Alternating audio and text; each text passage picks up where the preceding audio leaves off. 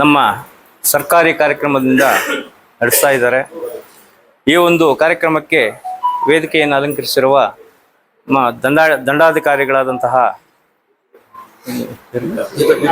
Geetha madam ಅವರೇ, ಅಧ್ಯಕ್ಷರಾದ ಶಿವಣ್ಣವರೇ, ಹಾಗೂ ಈ ವೇದಿಕೆಯಲ್ಲಿರುವ ಎಲ್ಲ ಗಣ್ಯರೇ ಹಾಗೂ ಮುಂಭಾಗದಲ್ಲಿರುವ ಎಲ್ಲ ಕುಲಬಾಂಧವರು, ಎಲ್ಲ ವರ್ಗದ ಜನರೇ, ಈ ದಿವಸ ಈ ಕಾರ್ಯಕ್ರಮವನ್ನು ಬಹಳ ಸರಳವಾಗಿ ಆಚರಣೆ ಮಾಡ್ತಾ ಇದ್ದೀವಿ. ಮುಂದಿನ ತಿಂಗಳು ಬಹಳ ವಿಜೃಂಭಣೆಯಿಂದ ಮಾಡಬೇಕು ಅಂತ ಹೇಳ್ಬಿಟ್ಟು ಶಾಸಕರು, ನಮ್ಮ ಅಧ್ಯಕ್ಷರು ಮತ್ತು ನಮ್ಮ ನಿರ್ದೇಶಕರು ಎಲ್ಲರೂ ಸೇರಿ ಒಂದು ತೀರ್ಮಾನ ತಗೊಂಡಿದ್ದಾರೆ. ಆ ಕಾರ್ಯಕ್ರಮ ಬಹಳ ಅದ್ಧೂರಿಯಾಗಿ ಮಾಡಬೇಕು ಅಂತ ಹೇಳ್ಬಿಟ್ಟು ಈ ಸಲ ತೀರ್ಮಾನ ಮಾಡಿದ್ದಾರೆ. 2017-18ರಲ್ಲಿ ಕೆಂಪೇಗೌಡರ ಜಯಂತಿಯನ್ನು ಬಹಳ ವಿಜೃಂಭಣೆಯಿಂದ ಮಾಡಿದ್ವಿ. ಆದರೆ ಕಾರಣಾಂತರಗಳಿಂದ ನಮ್ಮ ಇವರು ಸತ್ಯಣ್ಣವ್ರು ಹೇಳಿದಾಗೆ ಕಾರಣಾಂತರಗಳಿಂದ ನಡೆಸಲು ಸಾಧ್ಯವಾಗಲಿಲ್ಲ.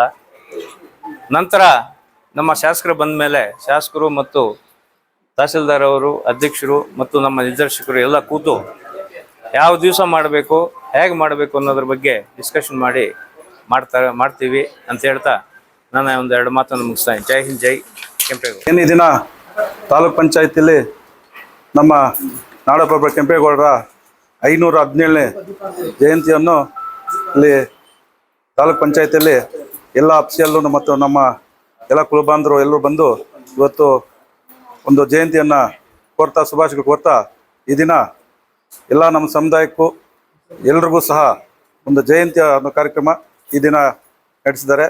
ಅದೇ ರೀತಿ ಸುಮಾರು 2018ರಲ್ಲಿ ಕೂಡ ಸಹ ನಾವು ಕೆಂಪೇಗೌಡ ಜಯಂತಿಯನ್ನು ಅದ್ಧೂರಿಯಾಗಿ ಮಾಡಿದ್ವು. ಕಾರಣಾಂತರಗಳಿಂದ ಆವತ್ತಿನ ಇವತ್ತವರೆಗೂ ಮಾಡೋಕ್ಕಾಗಲಿಲ್ಲ. ಶಾಸಕರು ಪ್ರತಿ ವರ್ಷವೂ ಮಾಡಬೇಕು ಅಂತ ಹೇಳ್ತಾ ಇದ್ದಾರೆ. ಸ್ವಲ್ಪ ಕೆಲಸಗಳು ಹಿಂದೆ ಇರೋದ್ರಿಂದ ಮಾಡೋಕ್ಕಾಗಲಿಲ್ಲ. ನೆಕ್ಸ್ಟು ನಮ್ಮ ಶಾಸಕರಾದ ಸಮೃದ್ಧಿ ಮಂಜನವರು, ನಮ್ಮ ಅಧ್ಯಕ್ಷರಾದ ಶಿವಣ್ಣವರು ಮತ್ತು ಎಲ್ಲ ಒಂದು ಸಂಘದ ಸದಸ್ಯರು ಮತ್ತು ಎಲ್ಲ ನಮ್ಮ ಕುಲಬಂಧರು ಕೂರಿಸಿ ಒಂದು ಮೀಟಿಂಗ್ ಮಾಡಿ ಆಮೇಲೆ ಡೇಟ್ ಫಿಕ್ಸ್ ಮಾಡಿ ಎಲ್ಲ ಒಂದು ಪಂಚಾಯಿತಿ ಮತ್ತು ಅಲ್ಲಿ ನಮ್ಮ ಟೌನು ಎಲ್ಲಿಂದನೂ ಪಲ್ಲಕ್ಕಿಗಳು ಬರಬೇಕು ಅಂತೇಳಿ ದೊಡ್ಡ ಸಂಖ್ಯೆಯಲ್ಲಿ ಬಂದು ನಮ್ಮ ಅದ್ಧೂರಿಯಾಗಿ 2018ಗನ ಇನ್ನೂ ಅದ್ಧೂರಿಯಾಗಿ ಮಾಡಬೇಕು ಅಂತೇಳಿ ನಮ್ಮ ಕುಲಬಾಂಧರು, ಯುವಕರು ಎಲ್ಲರೂ ಇವತ್ತು ಹುಮ್ಮಸ್ಸಿಂದ ಮಾಡಬೇಕು ಕೆಂಪೇಗೌಡ ಜಯಂತಿಯನ್ನಂತ ಇವಾಗ ಎಲ್ಲರೂ ಇದು ಮಾಡ್ತಾ ಇದ್ದಾರೆ. ಅದಕ್ಕೆಲ್ಲರೂ ಸಹಕರಿಸಿ ಎಲ್ಲರೂ ಹೆಚ್ಚಿನ ರೀತಿಯಲ್ಲಿ ಬಂದು ಒಂದು ಕೆಂಪೇಗೌಡ ಜಯಂತಿಯನ್ನ ಅದ್ಧೂರಿಯಾಗಿ ಮಾಡ್ಬೇಕಂತೇಳಿ ಇವತ್ತು 4 ಮಾತು ಮಾತಾಡೋ ಅವಕಾಶ ಕೊಟ್ಟ ಎಲ್ರಿಗೂ ನಮಸ್ಕರಿಸ್ತಾ ಜೈ ಹಿಂದ್, ಜೈ ಕೆಂಪೇಗೌಡ. ಸರ್ಕಾರದ ವತಿಯಿಂದ ವರ್ಷಕ್ಕೆ ನಾವು 32 ಜಯಂತಿಗಳನ್ನ ನಾವು ಆಚರಣೆ ಮಾಡ್ತಾ ಇದ್ದೀವಿ. ಸರ್ಕಾರ ಈ ಜಯಂತಿಗಳನ್ನ ಯಾಕೆ ಗುರುತಿಸಿ ಆಚರಣೆ ಮಾಡೋದಕ್ಕೆ ಕೊಟ್ಟಿದೆ ಅಂತಂದ್ರೆ, ಈ ಮಹಾನ್ ನಾಯಕರು 32 ಜಯಂತಿಗಳ ನಾಯಕರು ಏನಿದ್ದಾರೆ ಅವರು ಜನರ ಹೃದಯ ಸಿಂಹಾಸನದಲ್ಲಿ ಸ್ಥಾನವನ್ನ ಪಡೆದಿದ್ದಾರೆ. ಮೊದಲಿಗೆ ಅವರ ಜಯಂತಿಗಳನ್ನ ಆಚರಣೆ ಮಾಡಬೇಕು ಅಂತಂದ್ರೆ ಅವರಿಗೆ ಉತ್ತಮವಾದಂಥ ಒಂದು ಗುರಿ, ಉದ್ದೇಶಗಳು, ಉದಾತ್ತ ಧ್ಯೇಯಗಳು, ಚಿಂತನೆಗಳು, ಆದರ್ಶಗಳು ಅವರಲ್ಲಿತ್ತು. ಅದೇ ರೀತಿ ನಮ್ಮ ಕೆಂಪೇಗೌಡ ನಾಡಪ್ರಭುಗಳಾಗಿದ್ದಾರೆ.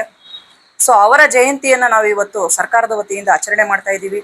ತಾವೆಲ್ಲರೂ ಕೂಡ ಇಷ್ಟೊತ್ತು ಕೆಂಪೇಗೌಡರ ಒಂದು ಜನನದಿಂದ ಹಿಡಿದು ಅವರ ಮರಣದವರೆಗೂ ಇರತಕ್ಕಂಥ ಎಲ್ಲ ಸಾಧನೆಗಳನ್ನ ಒಬ್ಬೊಬ್ಬರು ಕೂಡ ಒಂದೊಂದು ರೀತಿಯಲ್ಲಿ ತಮ್ಮದೇ ಆದ ಒಂದು ರೀತಿಯಲ್ಲಿ ಅದನ್ನ ಅನಾವರಣಗೊಳಿಸಿದ್ದೀರಾ. ಜೊತೆಗೆ ಅವರ ಸಾಧನೆಗಳು ಹೇಗಿತ್ತು, ಬೆಂಗಳೂರು ನಗರವನ್ನ ಯಾವ ರೀತಿ ನಿರ್ಮಾಣ ಮಾಡಿದ್ರು, ಇವತ್ತಿರ್ತಕ್ಕಂಥ ಉದ್ಯಾನ ನಗರಿ ಸ್ಮಾರ್ಟ್ ಸಿಟಿ ಬರೋದಿಕ್ಕೆ ಒಂದು ಬೇಸ್ ಅಡಿಪಾಯ ಏನಿತ್ತು ಅದನ್ನ ಕೆಂಪೇಗೌಡರು ಹಾಕ್ಕೊಟ್ರು ಅಂತ ತಾವೆಲ್ಲರೂ ಕೂಡ ಅವ್ರ ಬಗ್ಗೆ ಬಹಳಷ್ಟು ವಿಷಯಗಳನ್ನ ಚರ್ಚೆ ಮಾಡಿದ್ದೀರಾ. ನಿಜವಾಗ್ಲೂ ಕೂಡ ನಾವೆಲ್ಲರೂ ಯುವಕರು ಆಗಿರ್ಬೋದು ಅಥವಾ ವಯಸ್ಕರಾಗಿರ್ಬೋದು, ಇವತ್ತು ನಾವು ಅವರ ಆದರ್ಶಗಳನ್ನ ಪಾಲನೆ ಮಾಡಬೇಕಾಗಿದೆ. ಅವರ ಗುರಿ ಉದ್ದೇಶಗಳು ಏನಿತ್ತು, ಅವರ ಆಡಳಿತಾವಧಿಯಲ್ಲಿ ಜನರು ಯಾವ ರೀತಿ ಇದ್ರು, ಎಷ್ಟೊಂದು ನೆಮ್ಮದಿಯಾಗಿದ್ರು, ಸುಭಿಕ್ಷವಾಗಿದ್ರು, ಎಲ್ಲರೂ ಕೂಡ ನೆಮ್ಮದಿಯಿಂದ ಇದ್ರು. ಯಾವುದೇ ರೀತಿಯಾದಂಥ ಸ್ವಾರ್ಥ ಇರಲಿಲ್ಲ, ದ್ವೇಷ ಇರಲಿಲ್ಲ, ಮೋಸ ಇರಲಿಲ್ಲ, ವಂಚನೆ ಇರಲಿಲ್ಲ, ಜಗಳಗಳಿರಲಿಲ್ಲ. ಬಹಳಷ್ಟು ನೆಮ್ಮದಿಯಾಗಿ ಜೀವನ ಮಾಡ್ತಾ ಇದ್ರು. ಪ್ರತಿಯೊಬ್ಬರು ಕೂಡ ನೆಮ್ಮದಿಯಿಂದ ಇರೋದೇ ಅವರ ಒಂದು ಆಶಯ ಆಗಿತ್ತು. ಅವರನ್ನ ಚೆನ್ನಾಗಿ ನೋಡಿ ಜನರೆಲ್ಲರೂ ಕೂಡ ಸುಭಿಕ್ಷವಾಗಿರಬೇಕು ಅನ್ನೋದೇ ಅವರ ಆಸೆ ಆಗಿತ್ತು. ಅವರಲ್ಲಿ ನಿಸ್ವಾರ್ಥ ಇರಲಿಲ್ಲ. ಅವರಿಗೆ ನನಗೆ ಅಧಿಕಾರ ಬೇಕು ಅನ್ನೋ ಒಂದು ಇದಿರಲಿಲ್ಲ. ವಿಜಯನಗರದ ಅರಸರಿಗೆ ಸಾಮಂತರಾಗಿದ್ರು ಇವರು. ಕೊನೆಯವರೆಗೂ ಕೂಡ ಅವರು ಸ್ವತಂತ್ರರಾಗೋದಿಕ್ಕೆ ಇಷ್ಟನೇ ಪಡಲಿಲ್ಲ. ನಾನು ವಿಜಯನಗರದ ಅರಸರಿಗೆ ನಿಷ್ಠಾವಂತವಾಗಿರಬೇಕು ಅಂತ ಅವರು ಸಾಮಂತರಾಗೇ ಇದ್ರು. ಯಲಂಕದ ನಾಡಪ್ರಭುಗಳಾಗಿದ್ರು ಅವರು. ಸೊ ಯಾವತ್ತೂ ಕೂಡ ಸತ್ಯ ನಿಷ್ಠೆ ಒಂದು ಇದನ್ನ ತಮ್ಮ ಶಕ್ತಿಯನ್ನಾಗಿಸ್ಕೊಂಡಿದ್ರು. ಅವರಲ್ಲಿ ವೀರತ್ವ ಇತ್ತು. ಆದರೂ ಕೂಡ ಸ್ವತಂತ್ರ ರಾಜಕಾರಣ ನನಗೆ ಬೇಕಾಗಿಲ್ಲ, ನಾನು ವಿಜಯನಗರದ ಅರಸರಿಗೆ ನಿಷ್ಠರಾಗಿರ್ತೀನಿ ಅಂದ್ರು. ನಮ್ಮ ಒಂದು ಬೆಂಗಳೂರಲ್ಲಿ ಅವರು ಫಸ್ಟ್ ಒಂದು ನವನಗರ ನಿರ್ಮಾಣ ಮಾಡಬೇಕಾದಾಗ ಬರ್ತಾರೆ. ಆಗ್ಲೂ ಕೂಡ ವಿಜಯನಗರದ ಅರಸರಾದಂಥ ಅಚ್ಯುತರಾಯ ಅವರನ್ನ ಹೋಗಿ ಕೇಳ್ಕೊಂಡು, ನಾನು ಈ ರೀತಿ ಒಂದು ನವನಗರವನ್ನ ನಿರ್ಮಾಣ ಮಾಡಬೇಕು ಅಂತಿದ್ದೀನಿ, ನೀವು ಕೂಡ ನನ್ನ ಜೊತೆ ಬನ್ನಿ ಅಂತ ಕರ್ಕೊಂಡು ಬರ್ತಾರೆ. ಆ ರೀತಿ ಅಂದ್ರೆ ದೊಡ್ಡವರಿಗೆ ಅಷ್ಟು ರೀತಿ ಗೌರವ ಕೊಡ್ತಾ ಇದ್ರು ಅಂತ. ಸೊ ಅವರಲ್ಲಿ ಒಂದು ಒಳ್ಳೆ ಉತ್ತಮವಾದಂಥ ಒಂದು ಗುರಿ ಉದ್ದೇಶಗಳು ಇದ್ದಿದ್ರಿಂದ ಸೊ ಸರ್ಕಾರ ಕೂಡ ಇಂಥ ನಾಯಕರನ್ನ ಗುರುತಿಸಿ ಸೊ ಇವರ ಒಂದು ಆಶಯಗಳೇನಿದೆ ಅದೆಲ್ಲರಿಗೂ ಕೂಡ ಜನರಿಗೆ ಪ್ರಚಾರ ಆಗಬೇಕು. ಜನರು ಕೂಡ ಅವರ ಆದರ್ಶಗಳ ಹಾದಿಯಲ್ಲಿ ನಡೆದ್ರೆ ಒಂದು ಕಲ್ಯಾಣ ರಾಜ್ಯ ನಿರ್ಮಾಣ ಮಾಡಬಹುದು ಅನ್ನೋದು ಸರ್ಕಾರದ ಒಂದು ಉದ್ದೇಶ. ಸೊ ತಾವೆಲ್ಲರೂ ಕೂಡ ಕೆಂಪೇಗೌಡರ ಬಗ್ಗೆ ಹೇಳಿದ್ದೀರಾ, ಬಹಳಷ್ಟು ವಿಷಯಗಳನ್ನ ತಾವು ಕೂಡ ತಿಳ್ಕೊಂಡಿರ್ತೀರಾ ಈಗಾಗಲೇ. ಸೊ ಹಾಗಾಗಿ ನಾನು ಕೆಂಪೇಗೌಡರ ಒಂದು ಚರಿತ್ರೆಯನ್ನ ಸಂಕ್ಷಿಪ್ತವಾಗಿ ಹೇಳಿದ್ದೀನಿ, ಮತ್ತೆ ಅವರ ಆದರ್ಶ ಏನಿತ್ತು ಅನ್ನೋದನ್ನ ನಾನು ನಿಮ್ಮ ಮುಂದೆ ಹೇಳಿದ್ದೀನಿ. ಸೊ ಅವ್ರು ಹಾಕ್ಕೊಟ್ಟಿರ್ತಕ್ಕಂಥ ಹಾದಿಯಲ್ಲಿ ನಾವೆಲ್ಲರೂ ಕೂಡ ನಡೆಯೋಣ ಅಂತ ಹೇಳ್ತಾ, ನಮ್ಮಲ್ಲಿ ಇರ್ತಕ್ಕಂಥ ಭೇದ ಭಾವ, ಈ ಕೀಳು ಮೇಲು, ಈ ಶ್ರೀಮಂತರು ಬಡವರು, ಈ ಎಲ್ಲ ಒಂದು ಇದನ್ನ ನಾವೆಲ್ಲ ಬಿಟ್ಟು ಎಲ್ಲರೂ ಕೂಡ ಸಮಾನರು ಎಂಬತಕ್ಕಂಥದ್ದನ್ನ ಭಾವಿಸ್ತಾ, ನಮ್ಮ ಸಂವಿಧಾನದ ಆಶಯ ಏನಿದೆ ಭ್ರಾತೃತ್ವ ಭಾವನೆಯನ್ನ ನಾವೆಲ್ಲರೂ ಕೂಡ ಎತ್ತಿ ಹಿಡಿಬೇಕು. ಸಹಕಾರ, ಸ್ನೇಹ ಭಾವ, ಭಾತೃತ್ವ ಭಾವನೆ ಇರಬೇಕು ನಮ್ಮಲ್ಲಿ. ಸೊ ಸಂವಿಧಾನದ ಆಶಯವನ್ನು ಕೂಡ ನಾನು ಈ ಸಮಯದಲ್ಲಿ ನೆನಪಿಸ್ತಾ, ನಮ್ಮ ನಾಡಪ್ರಭು ಕೆಂಪೇಗೌಡರು ಬಹಳಷ್ಟು ಕಡಿಮೆ ಕಾಲಾವಧಿ ಜೀವನ ಮಾಡಿದ್ರೂ ಕೂಡ ಅವರ ಸಾಧನೆಗಳು ಇವತ್ತು ವಿಶ್ವ ಮಟ್ಟದಲ್ಲಿ ಹೆಸರಾಗಿದ್ದಾವೆ. ಸೊ ಆ ರೀತಿನೇ ನಮ್ಮ ಒಂದು ಚಿಂತನೆಗಳು ಆದರ್ಶಗಳು ಕೂಡ ಬಹಳಷ್ಟು ಎತ್ತರದಲ್ಲಿರಬೇಕು. ಯಾವಾಗಲೂ ಕೂಡ ಸರಳ ಜೀವನ ಮಾಡಿದ್ರೂ ಕೂಡ ನಮ್ಮ ಯೋಚನೆ ಎತ್ತರಕ್ಕಿರಬೇಕು. ನಮ್ಮದು ಯೋಚನೆಗಳು ಎಲ್ಲವೂ ಕೂಡ ಆದರ್ಶಮಯವಾಗಿರಬೇಕು ಅಂತ ಹೇಳ್ತಾ, ಸೊ ಜಯಂತಿಯಲ್ಲಿ ನಾನು ಕೂಡ ಭಾಗವಹಿಸಿ ಬಹಳ ಉತ್ತಮವಾಗಿ ವ್ಯವಸ್ಥಿತವಾಗಿ ಈ ಕಾರ್ಯಕ್ರಮ ಮೂಡಿ ಬಂದಿದೆ. ಸೊ ಎಲ್ಲ ಜನಾಂಗದ ಮುಖಂಡರುಗಳಿಗೆ ನನ್ನ ಒಂದು ವಂದನೆಗಳನ್ನು ತಿಳಿಸ್ತಾ ನನ್ನ ಮಾತನ್ನು 517ನೇ ಕೆಂಪೇಗೌಡ ಜಯಂತ್ಯೋತ್ಸವ ತುಂಬ ಅದ್ಧೂರಿಯಾಗಿ, ತುಂಬ ಸುಂದರವಾಗಿ, ತುಂಬ ಸಂತೋಷಕರವಾಗಿ ನಮ್ಮ ತಾಲೂಕು ಆಡಳಿತ, ನಮ್ಮ ದಂಡಾಧಿಕಾರಿಗಳು ಮೇಡಮ್ ಗೀತಾ ಮೇಡಮ್ ಅವರು ಮತ್ತು ಇವ ಬಾಬು ಅವರು ತುಂಬ ಅಚ್ಚುಕಟ್ಟಾಗಿ ಮಾಡಿದ್ದಾರೆ. ನಮಗೆ ಮೊನ್ನೆ ಪೂರ್ವಭಾವಿ ಸಭೆಯಲ್ಲಿ ಸ್ವಲ್ಪ ಇರ್ಸು ಮುರ್ಸು ಆಯಿತು. ಅದನ್ನು ನಾವು ಡಿಸ್ಕಸ್ ಮಾಡಿದಾಗ ಮತ್ತೆ ಇದಾಗ್ದಿರ ನೋಡ್ಕೋಬೇಕು ಅಂತ ಹೇಳಿದಾಗ ಅವರು ಅಷ್ಟೇ ಜವಾಬ್ದಾರಿಯುತವಾಗಿ ಇವತ್ತು ಚೆನ್ನಾಗಿ ಕಾರ್ಯಕ್ರಮ ಮೂಡಿ ಬಂದಿದೆ. ಸರಳವಾಗಿದ್ರೂ ತುಂಬ ಚೆನ್ನಾಗಿ ಮೂಡಿ ಬಂದಿದೆ ಅಂತ ಹೇಳಕ್ಕೆ ಬಯಸ್ತೀನಿ.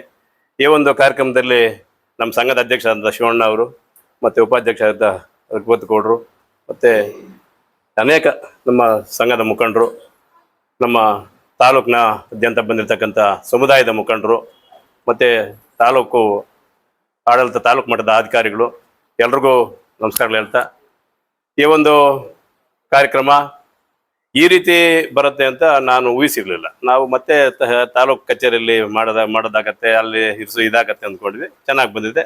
ಮತ್ತೊಮ್ಮೆ ಧನ್ಯವಾದಗಳು ಹೇಳಿ, ಈ ಕಾರ್ಯಕ್ರಮನ ನಾವು ಇವತ್ತೇ ಮಾಡಬೇಕಾಗಿತ್ತು. ಆಕ್ಚುಲಿ ಕರ್ನಾಟಕ ರಾಜ್ಯದಾದ್ಯಂತ ಯಾವತ್ತು ಕೆಂಪೇಗೌಡ ಜಯಂತಿ ಉತ್ಸವ ಇದ್ರೆ ನಾವು ಕೆಂಪೇಗೌಡ ಜಯಂತಿ ಮಾಡೋದು ರಾಜ್ಯ ಎಲ್ಲ ಮಾಡ್ತೀವಿ. ಆದರೆ ಮುಳ್ಬಾಲಲ್ಲಿ ಮಾತ್ರ ನಾವು ಒಂದು 4-5 ದಿನನೋ 10 ದಿನನೋ ತುಂಬ ಲೇಟ್ ಮಾಡಿ ತುಂಬ ಅದ್ದೂರಿಯಾಗಿ ಮಾಡಬೇಕು, ರಾಜ್ಯ ನಮ್ಮನ್ನು ನೋಡಬೇಕು ಅನ್ನೋ ಒಂದು ಉದ್ದೇಶದಿಂದ ನಾವು ಆವಾಗ ಮಾಡುವಾಗ ಸ್ವಲ್ಪ ಲೇಟಾಗೆ ಮಾಡುವಂಥ ಒಂದು ವಾಡಿಕೆ ಇದೆ. ಅದೇ ರೀತಿ ಮಾಡೋಣ ಅಂತ ತೀರ್ಮಾನ ತಗೊಂಡಿದ್ದಾಗಿದೆ. ಅಲ್ಲಿ ನಮ್ಮ ಸಂಘದಲ್ಲ ಚೌಲ್ಟ್ರಿ ಹತ್ರ ಸಣ್ಣ ಪುಟ್ಟ ಸ್ವಲ್ಪ ಕೆಲಸಗಳು ನಡೀತಾ ಇದೆ. ಸುಮಾರು ಒಂದು 15-20 ಲಕ್ಷ ಕೆಲಸಗಳು ಇನ್ನೂ ಪೆಂಡಿಂಗ್ ಇದೆ. ನಿನ್ನೆ ತಾನೇ ನಮ್ಮ ಶಾಸಕರಾದ ಸಮೃದ್ಧಿ ಮಂಜುನಾಥ್ ಅವರು ಅಲ್ಲಿ ರಸ್ತೆಗೆ ಅಮೌಂಟ್ ಹಾಕಿ ಗುದ್ಲಿ ಪೂಜೆ ನಡೆಸ್ಕೊಟ್ಟಿದ್ದಾರೆ. ಅವ್ರ ಕೆಲಸನ ಒಂದು 10 ದಿನದಲ್ಲಿ ಮುಗಿಸ್ಕೊಡ್ತಾರೆ ಅಂತ ನಂಬಿಕೆ ನಮಗಿದೆ. ಇದೆಲ್ಲ ಆದ್ಮೇಲೆ ನಾವು ಮುಂದಿನ ತಿಂಗಳಲ್ಲಿ ತುಂಬಾ ಅದ್ದೂರಿಯಾಗೆ, ದೊಡ್ಡ ಊರಾದ್ರೆ ಒಂದು 2-3 ರಥೋತ್ಸವಗಳು ಬರ್ಬೇಕಾಗತ್ತೆ, ಚಿಕ್ಕ ಊರಾದ್ರೆ 1 ರಥೋತ್ಸವ ಬರ. ಲಾಸ್ಟ್ ನಾವು 17 ಮಾಡಿದಾಗ 200 ಚಿಲ್ಲರೆ ರಥೋತ್ಸವಗಳು ಬಂದಿತ್ತು, 270 ಬಂದಿತ್ತು. ಈ ಸಲ ನಾವು ಹತ್ತಿರ 500 ರಥೋತ್ಸವಗಳು ರೀಚ್ ಆಗ್ಬೇಕು ಅಂತ ತಮ್ಮಲ್ಲಿ ಎಲ್ಲರಲ್ಲಿ ಮನವಿ ಮಾಡ್ತಾ, ಇಂಥ ಒಂದು ಜಯಂತ್ಯೋತ್ಸವಕ್ಕೆ ಮೊಟ್ಟ ಮೊದಲ ಬಾರಿಗೆ ನಮ್ಮ ರಾಜ್ಯದ ಮುಖ್ಯಮಂತ್ರಿಗಳಾದಂಥ DK ಶಿವಕುಮಾರ್ ಅವರು ಒಂದು ತಾಲೂಕಿಗೆ 1 ಲಕ್ಷ ರೂಪಾಯಿ, ಮೇಡಮ್, ಒಂದು ತಾಲೂಕ ಕ್ಷೇತ್ರಕ್ಕ ಬಂದಿಲ್ಲ ಮಾಡಿದ್ದಾರೆ. ಅವ್ರಿಗೆ ನಾವು ನಮ್ಮ DK ಶಿವಕುಮಾರ್ ಅವ್ರಿಗೆ ನಾವು ಧನ್ಯವಾದ ಹೇಳಬೇಕಾಗತ್ತೆ. ಯಾಕೆಂದ್ರೆ ಇದನ್ನ ಇದುವರೆಗೂ ಕೆಂಪೇಗೌಡ ಜಯಂತಿಯನ್ನ ಯಾರು ಅಷ್ಟು ಮಟ್ಟಿಗೆ ತಗೊಂಡೋಗಿಲ್ಲ. ಅವ್ರಿಗೆ ಧನ್ಯವಾದಗಳು ಹೇಳಿ ಈ ಒಂದು ಕಾರ್ಯಕ್ರಮದಲ್ಲಿ ಭಾಗವಹಿಸ್ತಕ್ಕಂಥ ಎಲ್ರಿಗೂ ಮತ್ತೊಮ್ಮೆ ಧನ್ಯವಾದಗಳು ಹೇಳಿ ಎಲ್ರಿಗೂ ಕೆಂಪೇಗೌಡ ಜಯಂತಿ ಶುಭಾಶಯ ಹೇಳಕ್ಕೆ ಬಯಸ್ತೇನೆ. ನಾವು ಒಂದೇ ಒಂದು ಹೇಳ್ತೀನಿ, ಯಾಕಪ್ಪ ಅಂದರೆ ಕೆಂಪೇಗೌಡರ ಆದರ್ಶವನ್ನು ಕಾಪಾಡ್ಕೊಂಡು ಹೋದಂಥ ಪರಿಸ್ಥಿತಿ ಅಂತ ನಮ್ಮ ಇವರು ಹೇಳ್ತಾ ಇದ್ದಾರೆ. Very good, actually one way ತುಂಬ ಚೆನ್ನಾಗಿದೆ. ಆವಾಗಲೇ ನೋಡಿ ವಾಟರ್ ಟ್ಯಾಂಕ್ಸ್ ಹೆಂಗೆ ಮಾಡಿದ್ದಾರೆ ಅಂದರೆ ಆಮೇಲೆ ವಿಶ್ವೇಶ್ವರ ಅದನ್ನು ಫಾಲೋ ಮಾಡೋದು, ಫಿಲ್ ಆ್ಯಂಡ್ ಫ್ಲೋ ಅಂತ. ಒಂದು ಕೆರೆ ತುಂಬಿದ್ರೆ ಇನ್ನೊಂದು ಕೆರೆಗೆ ಹೋಗ್ಬೇಕು ಅಂತ ಆ ಥರ ಮಾಡ್ಕೊಂಡಂಥ ಮಹಾನ್ ಭಾವ ನಮ್ಮ ಕೆಂಪೇಗೌಡ. ಅವರ ವಂಶದಲ್ಲಿ ಹುಟ್ಟಿದ್ದಕ್ಕೆ ನಾವೆಲ್ಲ ಧನ್ಯರು. ಯಾಕಂದ್ರೆ ಆ ಸಬ್ಜೆಕ್ಟ್ ಇವಾಗ ಎಲ್ಲ ಮಾತಾಡಿದ್ದಾರೆ. ಒಂದು ಹೇಳ್ತೀನಿ ನಾನು, ನಮ್ಮ ಯಂಗ್ಸ್ಟರ್ಸ್ಗೆ